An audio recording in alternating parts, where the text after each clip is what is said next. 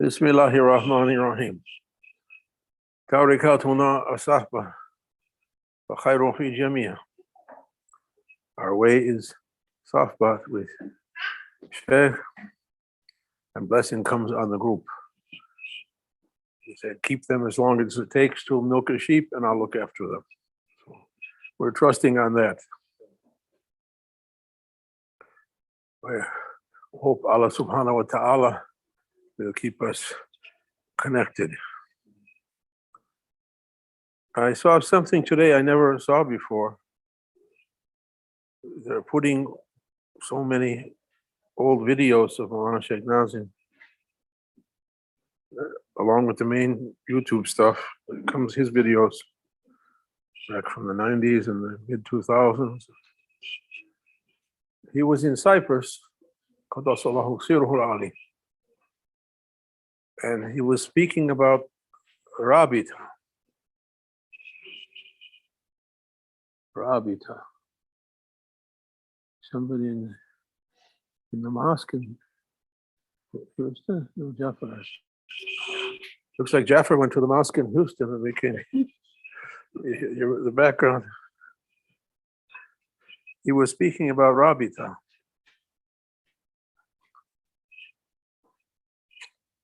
The connection by heart between the Murid or Murida and the Shaykh. And he said something, I never heard it presented that in that way before. It was said to me that Grand Shaykh said there are two objects for muraqabah, for the meditation, the observation meditation. And one is Kaaba Sharif, and the other is the Rawda of Prophet in Medina. Other than those two, those are the two. And I heard different Murids and Shaykh Adnan added some things to it. He said to keep the vision of the Shaykh between your eyes. Imagine it. Look at his picture. Look at a candle. Look to Sayyidina Mahdi alayhi salam. I don't know how to do that, so I can't give any coaching on that one. But then Shaykh Nazim in this video, he said something I never heard it put together like this before. He said the Rabita, you look to in your imagination, in your heart's vision, whatever you want to call it, to the two places, to Kaaba Sharif or to Rawda of Prophets. And that mercy comes and connects you. He said Grand Shaykh never said to connect to himself. I never heard him say like that before. I never heard it tied together. I had kept Muraqabah is something and Rabita is something. So we can look to, I remember when Maulana Shaykh Hisham was in Chicago a few years ago, he was getting some treatments. And he was staying at Yasser Sheikh's place. Yasser had a big TV in the den. And Maulana would sit and there's a channel on YouTube, Mecca Live. It's just Kaaba. You see the people making tawaf. He would sit there like that.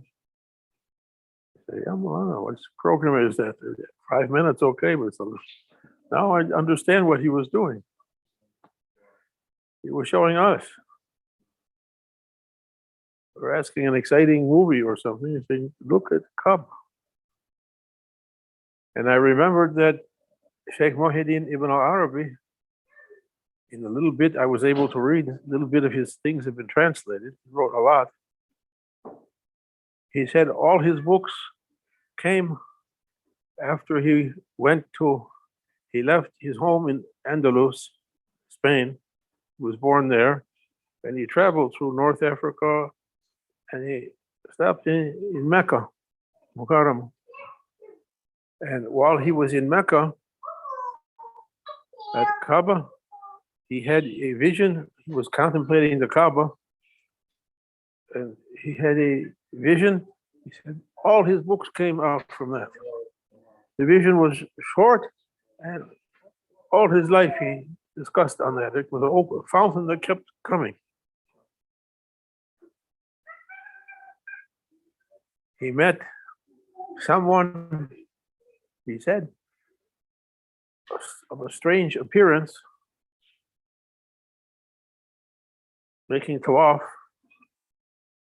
He said, I'm from Bani Adam, but not this Adam, from an ancient Adam. As we said before, when Prophet was going on Isra and Miraj, he asked to see how long is the time between Adam and the last one from his descendants. And Jibreel was accompanying him, alayhi salam, and said, which Adam you mean? I'm making it shorter for put all the formal things in. Which Adam you mean? There's more than one? Prophet knows, but he wants to make it come out. He said, this Adam that we're now his descendants is the 124,000th Adam.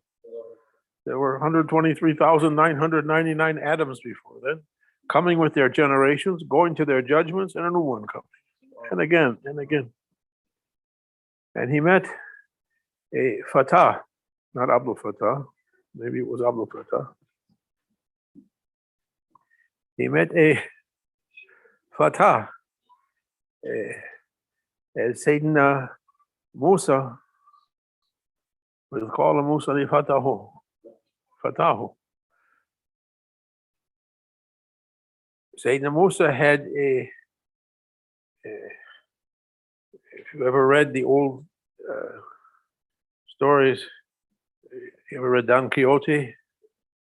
Don Quixote had Sancho Panza. The knight had his squire, his companion. He met a Fatah, Ibn Arabi, at Kaaba Sharif, that opened for him so many. I mean, so it's a good practice in Muraqabah and in Rabita also. So many of you have been to Mecca and seen Kaaba. If not, you can look Mecca live. Always they turn away to the stairway and to the, you can get them to focus on it. And you sit and look, not look, gaze, contemplate Holy Kaaba. And the second one, the Rauda of Prophets. I saw they put one on YouTube now, where someone took a camera going in from Bab al-Salam, going in front of the Maqam, slowly, step by step. To sit and think. And I've been trying to do that without knowing why for the last, since we started going for Umrah 2 years ago, or 3 years, we went 2 times. I was never thinking to go again ever, but it opened up to go 2 times. And in the zikr, I was thinking when we're making La ilaha illallah, as if we're doing tawaf around Holy Kaaba, in my imagination. And when we move to Allah, and to sit in the Rauda of Prophet ﷺ. Try it. Sit sometime when you're alone and quiet with yourself. Sit and in your heart's imagination, picture Holy Kaaba. If you can't imagine it, look, a picture of Holy Kaaba, or now they have, you can find it on the TV, wall-size picture of Holy Kaaba, and gaze, and Rauda also. According to what Maulana Shaykh said, it's the way it connects you. The mercy comes, that connects you. The Shaykh is a connection. Awliya are not connecting you to themselves, connecting you up. Maulana Shaykh Nazim, he gave an important talk in 2010, one night, Abdul Jabbar reminded me, he was there. He was speaking about some subject. I forgot what the original subject was. And all of a sudden he said, Someone is at the front door. someone is at the front door. He said, now everything closed. Don't say anymore Naqshbandi, or don't say anymore Qadri, or Chishti, or Rafai, or Malawi, or other tariqats. Don't say Sunni or Shia. Don't say Muslim or Christian or Jewish or other religions. Say Rabbaniyin, Rabbaniyun. And he pointed to a verse. You have that verse? Try to find that verse. It's an important ayat in Holy Quran. Kunu Rabbaniyin.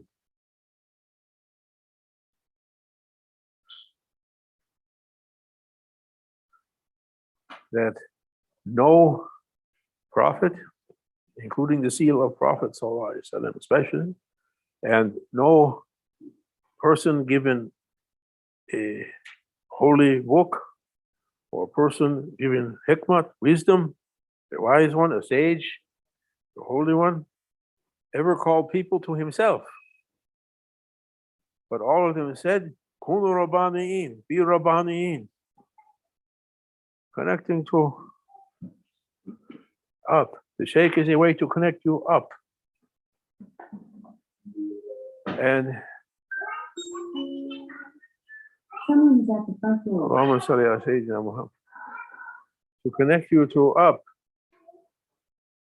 Put a sign, don't press the doorbell. Connecting to up.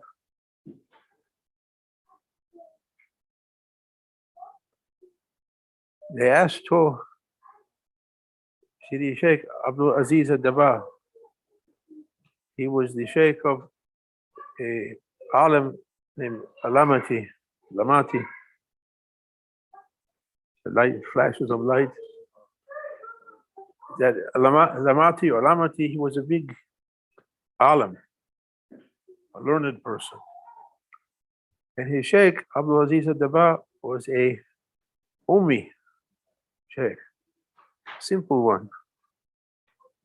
He said, I never saw him reading books or studying, but when Lamati would come to him with a question that ulama were breaking their heads trying to answer it, he would come with the answer. And I was, how? I never saw him studying or reading. He wants to change the channel.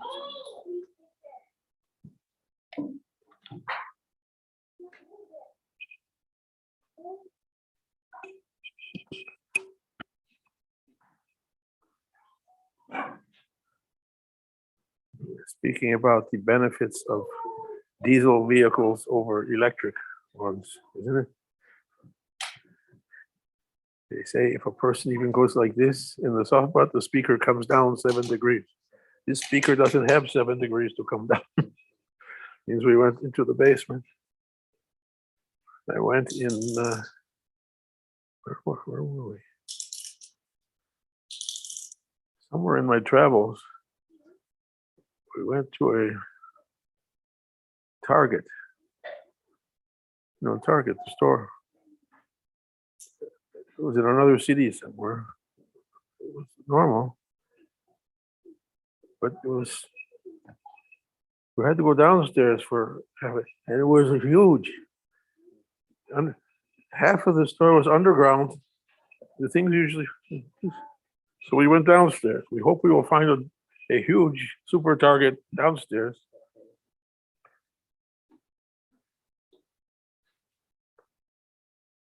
As long as Maulana gives, we can do. If the speaker does something to cut it, what we're going to do, we have to say Toba Ya Rabbi, Astaghfirullah. Ask him to come back. Even no one can say, I am a sheikh, I am an important one, I am this, I am that. They asked to Abdul Aziz, you got it? Give me the other one. This one is the, That one wasn't working? he's still fixing. They asked to Sidi Shaykh Abdul Aziz Dabah, what does it mean? Rabbaniyun, Rabbaniyin, Kunu Rabbaniyin, Holy Quran says. No prophet or holy person or someone giving the book or someone giving hikmat ever said, be my my worshippers, my followers. But he said, they all said, Kunu Rabbaniyin, be Rabbaniyin. And the Mahdi said, what's that Rabbaniyin? Sometimes they translated lordly. Lordly. From which language they translated lordly? It's not from Arabic. He said, it's not Arabic. There are some words in the Quran that are not Arabic. And scholars were trying to find the root for it. Rabbaniyin, 3 words, 3 letters, each letter in Syrianic language, the language of Sayyidina Adam, the language of the angels. So no one speaks that anymore on earth. 3 letters, Rabba, Ni, and Yin.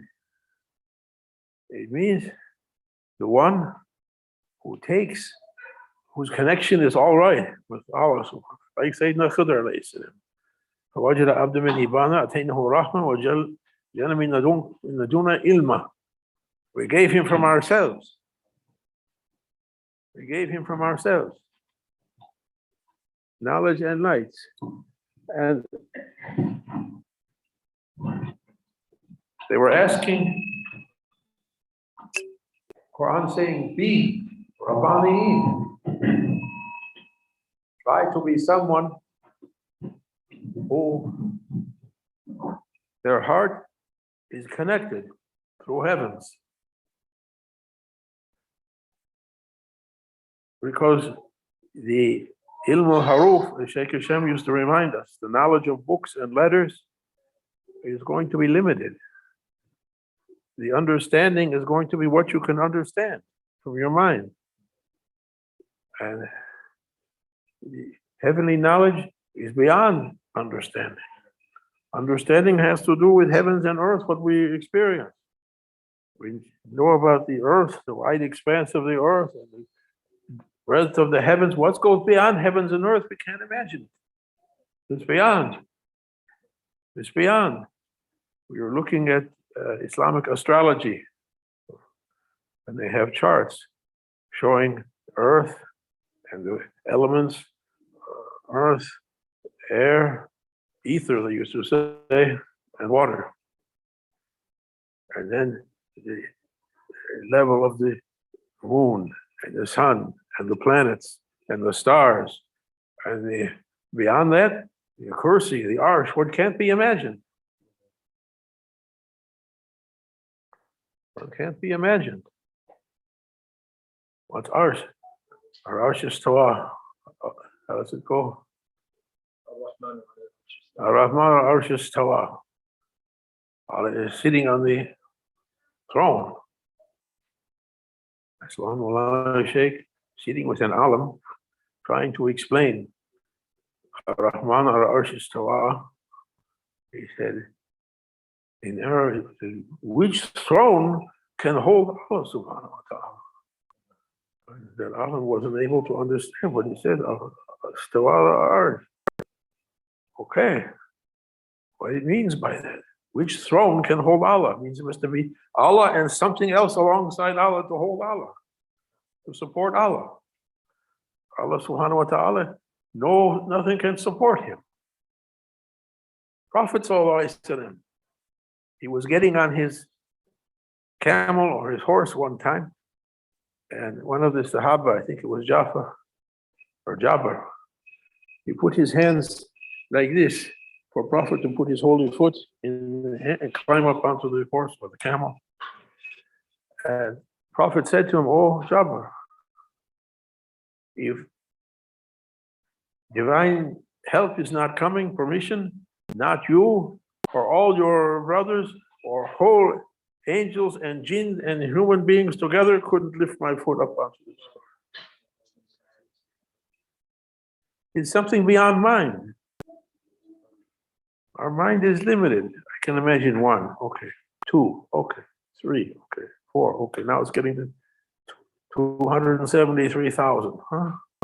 They say, yeah, 21 trillion. What's the national debt? The missing $30 trillion.